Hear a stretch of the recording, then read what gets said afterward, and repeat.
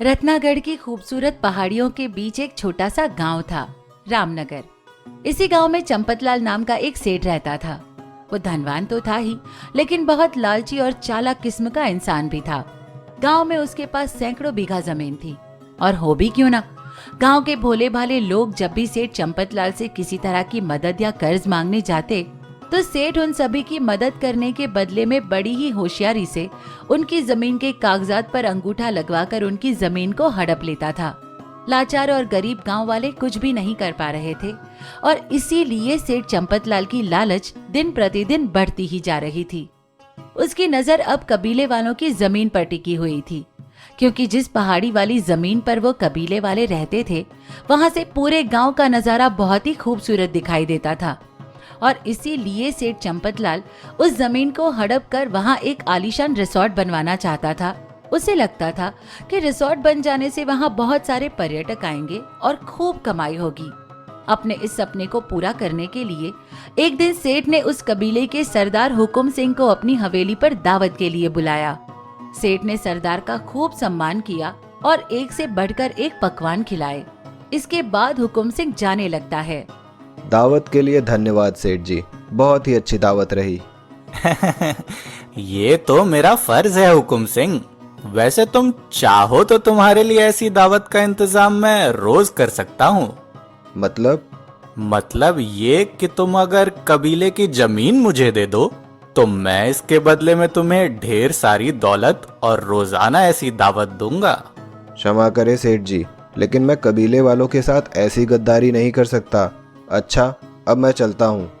चंपतलाल का कबीले की जमीन पर रिसोर्ट बनाने का सपना चूर चूर होता दिखाई दे रहा था, लेकिन वो भी कहाँ हार मानने वाला था।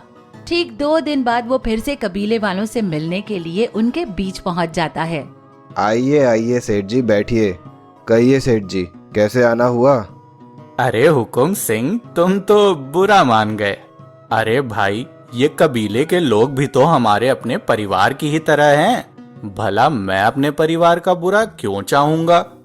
नहीं नहीं सेठ जी, ऐसी बात नहीं है। अरे सुनो सुनो, इसमें बुरा मानने वाली कोई बात नहीं है। क्या बात है हुकुम सिंह? अरे दादा, ऐसी कोई बात नहीं है। सेठ ये समझ चुका था कि हुकुम सिंह ने अभी तक कबीले के लोगों को जमीन वाली बात नहीं बताई है। अरे सुनो सुनो, इसमें बुरा मानने वाली कोई बात नहीं है। टीकम सिंह जी, दरअसल मैंने ही हुकुम सिंह से कहा था कि वो अपने कबीले वालों से बात कर ले तो मैं सभी के रहने के लिए पक्का घर बनवा दूंगा। लेकिन सेठ जी, आपने ऐसा तो नहीं कहा था। अरे भाई, अब तो सबके सामने कह दिया। अरे हुकुम सिंह, इसमें बुराई क्या है? सेठ जी तो हमारी भलाई के लिए ही सोच रहे हैं। लेकिन सेठ जी, तब तक हम लोग रहेंगे कहाँ? तीर एकदम निशाने पर लगा है। आप लोग बिल्कुल परेशान ना हो, बस इस कागज पर अपना अपना अंगूठा लगा दीजिए, जिससे यहाँ कबीले की जमीन पर बनने वाला पक्का घर आप लोगों के नाम हो जाए, और उसके बाद आप सब मेरे साथ चलिए। कबीले के सभी लोग सेठ की मीठी मीठी बातों में आकर कोरे कागज पर अपना अंगूठा लगा देते हैं और अपना अपना सामान लेकर सेठ जी की गाड़ी के पीछे पीछे चल देते हैं। कुछ ही देर में सेठ उन कबीले वालों को लेकर एक बंजर जमीन पर पहुंच जाता है। देखो टीकम सिंह, तुम बहुत बुद्धिमान हो। जब तक कबीले की जगह घर नहीं बन जाता, तब तक तुम लोग अपना डेरा यहीं बनाकर रह सकते हो। लेकिन हुजूर, इस बंजर जमीन पर हम क्या खाएंगे और क्या पिएंगे? मैंने कहा था ना कि आपको घबराने की कोई जरूरत नहीं है। जब तक वहां घर नहीं बन जाता, तब तक सारा राशन पानी हवेली से आता रहेगा। ननकू, आज से ये जिम्मेदारी तुम्हारी है। जी हुजूर। इसके बाद नौकर ननकू रोज कबीले के लोगों को खाना पानी पहुंचाने लगा, और उधर सेठ ने जोर शोर से कबीले की जमीन पर रिसोर्ट बनवाना शुरू कर दिया। देखते ही देखते 6 महीने में ही एक खूबसूरत रिसोर्ट बनकर तैयार हो गया। इधर कबीले वालों ने बंजर जमीन को भी हरा भरा खेत बना दिया। अरे टीकम सिंह, आप लोग तो बहुत मेहनती हैं। आप सबने इस जगह को इतना हरा भरा बना दिया। हुजूर, बरसात आने वाली है और अभी तक हम लोग ऐसे ही खुले मैदान में हैं। कुछ तो कीजिए। हाँ टीकम सिंह, आज मैं इसी बात के लिए तो यहाँ आया हूँ।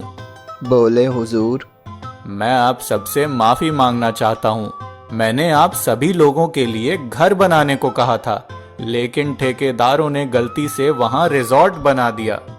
लेकिन सेठ जी, ये तो हमारे साथ धोखा हुआ है। हाँ टीकम सिंह, मुझसे गलती हो गई जो मैंने ठेकेदारों पर भरोसा कर लिया। खैर, अब मैं आप लोगों के लिए इसी जमीन पर नया घर खुद रहकर बनवाऊंगा। तब तक आप लोग हमारे बगीचे में रह सकते हैं। लेकिन हम उस बागीचे में तभी जाएंगे जब वो जमीन आप हमारे नाम करेंगे। सेठ चंपतलाल को उसके छोटे से बगीचे के बदले में इतनी बड़ी और ऊपर से उपजाऊ जमीन मिल रही थी, इसलिए उसने टीकम सिंह की शर्त मानने में जरा सा भी समय नहीं लगाया और तुरंत अपने बगीचे के कागजात कबीले वालों को दे दिए। कबीले वाले जब सेठ की दी हुई जमीन पर गए तो उनको एहसास हुआ कि सेठ ने एक बार फिर से उन सभी को धोखा दे दिया है। कुछ दिन बीत जाते हैं। फिर एक दिन अचानक गांव में जमीन का सर्वेक्षण करने के लिए कुछ लड़के और लड़कियों की टीम बाहर से आती है और सीधे कबीले वालों की बगीचे वाली जमीन पर पहुंच जाती है। सेठ का नौकर ननकू ये सब देखकर उनसे बात करने के लिए जाता है। ये सब क्या है भाई, और आप लोग यहाँ क्या कर रहे हैं? पहले तो आप यहाँ से दूर चले जाएं। यहाँ जमीन के नीचे तेल निकलने का पता चला है। हम लोग उसकी जांच कर रहे हैं। इतना सुनते ही ननकू भागकर सीधा सेठ जी के पास हवेली पहुंच गया। सेठ जी, सेठ जी। अरे क्या हुआ? ऐसे क्यों चिल्ला रहे हो? आराम से बताओ, क्या बात है? सेठ जी, तेल निकल आया है। क्या? अरे हाँ सेठ जी, मैं अपनी आंखों से देखकर आ रहा हूँ। बाहर से कुछ लोग टाई सूट पहने अपने बागीचे में आए हैं। बागीचे में जमीन से तेल निकल रहा है। जल्दी चलिए। जाओ और सभी को बुलाकर यहाँ ले आओ। वो लोग यहाँ नहीं आएंगे। सब लोग सरकारी आदमी लगते हैं। इतना सुनते ही सेठ अपने नौकर के साथ बगीचे में सर्वे कर रहे लोगों के पास चला गया। ए लड़की, यहाँ क्या कर रही हो? ये मेरा बगीचा है। पहले तो आप तमीज से बात करना सीखिए, और रही बात जमीन की, तो ये रहे जमीन के पेपर्स जो उन कबीले वालों के नाम हैं। चलिए अब जाइए यहाँ से, यहाँ पर तेल निकलने वाला है। क्या? हाँ, और आप हटिए यहाँ से, नहीं तो काम में बाधा डालने के जुर्म में मैं आपको अंदर करा सकती हूँ। सेठ की तो बोलती ही बंद हो गई। वो चुपचाप वहाँ से हट गया। यह बगीचा हाथ से चला गया तो मैं बर्बाद हो जाऊंगा। इस बगीचे के आगे वो रिजॉर्ट और मेरी बाकी की जमीन तो बिल्कुल बेकार है। टीकम सिंह जी, मुझे माफ कर दीजिए।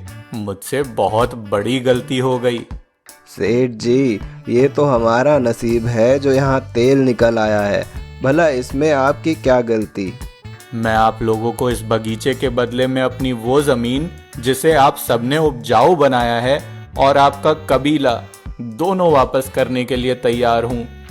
एक मिनट, अब आप ऐसा कुछ नहीं कर सकते हैं। ये सब इन कबीले वालों का है। अरे बेटी, थोड़ी देर के लिए तुम शांत हो जाओ। अरे हुकुम सिंह, तुम तो इनके सरदार हो, कम से कम तुम ही समझाओ इन्हें। मैं तो सब कुछ वापस कर रहा हूँ।